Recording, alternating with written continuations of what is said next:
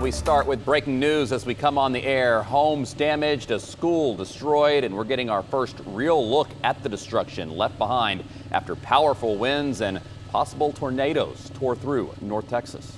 People are safe, and that's what's most important. This can be rebuilt. Power crews now on site help get the lights back on for thousands of people as we take a live look at Denton. The danger not over. A new round of storms expected to move into North Texas here in just a matter of hours. We will time it out minute by minute. Welcome to Midday. I'm Chris Sadeghi, and we've got crews checking out the storm damage across the area. Our Kara Sewell and Natalie Haddad are both in Palo Pinto County right now, but let's start with meteorologist Mariel Ruiz as we've just declared today a WFAA weather alert day. Right, Chris, and just from data coming in this morning, we are looking at the potential for thunderstorms, a few on the strong to severe side for this afternoon. I want to emphasize at this moment in time, there are no active warnings, there are no active watches in place for North Texas. Today, though, we do have a WFAA weather alert day, specifically between 4 and 8 this afternoon. The impact will be the potential for isolated thunderstorms that could produce quarter to golf ball size hail, 60 to 70 mile per hour wind gusts, and an isolated tornado is not being ruled out at this time. What you need to do is make sure to stay updated, have a way to receive warnings if you're on the go. Our WFAA app on your mobile device, it's free, and you can also download WFAA Plus to your smart TV. That way you can get the latest updates from us, your WFAA weather team. Our severe weather outlook today shapes up like this. The highest risk is a level 4 out of 5, and that includes our Red River counties right along the Red River into Oklahoma. Most of North Texas is in a level 3 out of 5. That's an enhanced risk, is where you see the orange. That does include Tarrant, Dallas, Rockwall, Collin, and Denton County. And it also includes Johnson, Ellis, portions of Hill County, Hood County, Palo Pinto, Parker County, Wise County as well. So make sure you are staying aware this afternoon. On the outskirts of that, we have a slight risk that does include Navarro and Henderson County. And on the outskirts of that, we have a level 1 risk. So you see the focal point is along the Red River. This is how it could shape up today. Between now and about 2 in the afternoon, you'll see the scattered showers. We may even see an isolated thunderstorm, but the higher threat is going to hold off until after 4. Let me show you that. That's 4 in the afternoon. Look at how these thunderstorms start to really blossom along areas of the Red River and along our western counties. We will be able to track these once they develop. These storms will then ride right along the Red River. A few of them could meet in North Texas, so that's what we'll be watching closely. This is 5. That's now showing you 6. That's now showing you 7. Notice it's 7. The latest models are showing a few of those storms kind of lingering a bit more towards the south. That's why we have that WFAA weather alert day. This is now 8. At 8, we could still see a few of these storms kind of coming together. And after about 8, we start to see a lot of this really weaken. A lot of the energy from these storms will really start to lower. Right now, like I mentioned, no active warnings, no active watches. We're watching a dry line still well out towards the west that could help develop these thunderstorms. Right now, we have showers in the area. You may even see a thunderstorm before 4 in the afternoon. But the bigger threat for severe weather is afternoon and evening. We will get to that timeline here again in just a little bit for you. But first, I do want to head to Kara Sewell. She is right now in Palo Pinto County. And Kara, you're taking a look at the damage firsthand from yesterday's storms. Marielle, it feels like a flurry of activity out here right now. I can barely hear you because we've got the chopper above us that's surveying damage here on the ground. You've got the sound of chainsaws, people behind us cleaning up. This is what the superintendent calls the heart of the community. That's because we're behind or in front of the athletic fields. This is where everyone gathers for those big events. In fact, their football team is back-to-back state champions.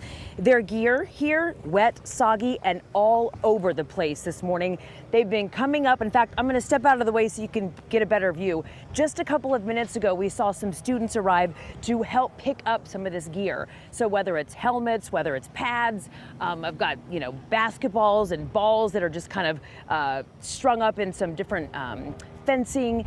You can see this is the field house you're looking at right now. It is destroyed. There is nothing left. All the gym equipment in there is ruined. Behind me, you've got the baseball fields. They were supposed to have practice on this field today. That is not going to happen. They're already getting a hand up, though. We're glad to hear about that.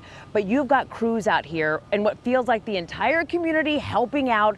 And this is exactly what the superintendent said would happen. Now, they're going to have plenty of time to help these students because they don't have school today. And the superintendent tells me for the rest rest of the week. That's because their secondary building where all students are housed was damaged, and they're not going to be able to get it back in there right now. The unfortunate thing is that this was just completed at the beginning of the school year, and the elementary school students moved in there in January.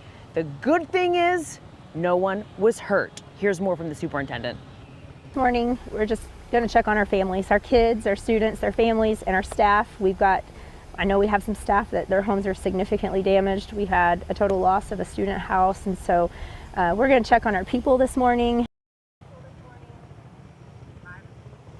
All right, so I've seen insurance adjusters out here, a plethora of people with chainsaws cleaning up, and right now what they're going to have to do is make do. The superintendent says there is no playbook for this. She's going to have to work on it as she goes. She's got plenty of support behind her, and it's a good thing because they have graduation for seniors in 10 days. And just like a lot of people can understand, whether you've got a student, a grandchild, you're in school right now, you've got a teacher or staff member, you understand these last few days are so busy and so important, and they say they've got to make it work. Their baseball team has got a playoff game coming up this week. They're not going to let this slow them down, and they've got plenty of help. We're going to go over to Natalie right now, and she has been talking with people, neighbors in the area, because we're right in the middle of a neighborhood, and they've been dealing with it as well. Yeah, that's right, Kara. We're not that far from you, actually, and what we are seeing in the residential area nearby the school can only be described as devastating. I want to take a look over to my left. All these pieces of metal that people have started to gather, you see it twisted, torn off of buildings. I spoke to one gentleman who lives about an hour away who believes that part of this might be a part of the barn that he had in his backyard that is now missing. And over in the distance, you can see the field and you can see the stadium seats. People here tell me that the visitor side of the stadium seats completely gone. Some people have found part of the benches and everything that you would find there in their yards over to our right over here. Now here's some trees down, fences that you are seeing. I want to see if we can't make our way over here, Andrew. We're in, again, one of the residential areas nearby the school, and what you're seeing is a lot of community help, seeing trees being picked up already, the debris, cars being smashed by trees completely. Seeing Texas Wildlife out here, Texas Parks and Wildlife have come out with their equipment to try and help with this damage. Now, Andrew, I'm gonna go ahead and move us over here so we can get out of their way. They are picking up all of that tree bark and such. I want to show you over here with some of the more residential areas, or really an expansion of the residential areas. The homes over here damaged by trees also. Already, community has come to bring it away from the home.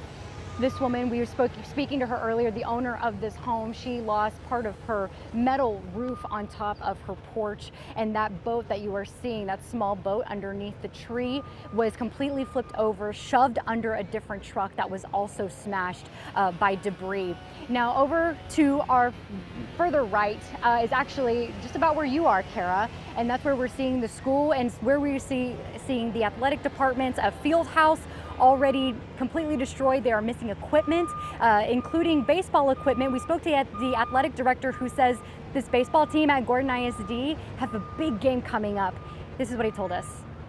Once everything passed through, I started walking up the road, and then obviously saw that we didn't have a football field or baseball field anymore, and then I know my house is right beside it, and so obviously I sprinted to there to see if our house was still there, and it just went right through our backyard and did a lot of damage and to that. So he was telling us what happened in his part of the neighborhood. He doesn't live that far from where we are standing now. He tells us, as you can see behind us, community all around. Looks like the American Red Cross has just arrived. Hello, how are you doing? And this is going to be what the rest of their day looks like. And in the coming weeks, it's still going to be in cleanup mode. And speaking of the athletic director and all of the equipment that they are missing, we did just receive word from Gordon ISD that they are going to be meeting with the Texas Rangers Foundation. The Texas Rangers Foundation is meeting with them to donate a monetary donation and also equipment for the baseball team, who have a big game this week. They are the closest they have ever been to state. So they're just going to rise from this adversity and see how far they can go for their team and for their city. I'll send it back to you, Chris.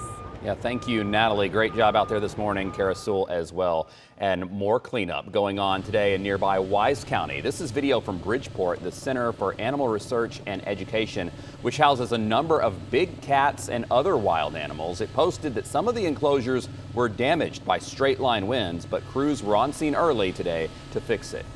And as we did yesterday, Marielle and our WFAA weather team will bring you live weather updates today as needed on our WFAA Plus streaming app. It is free to download on your smart TV.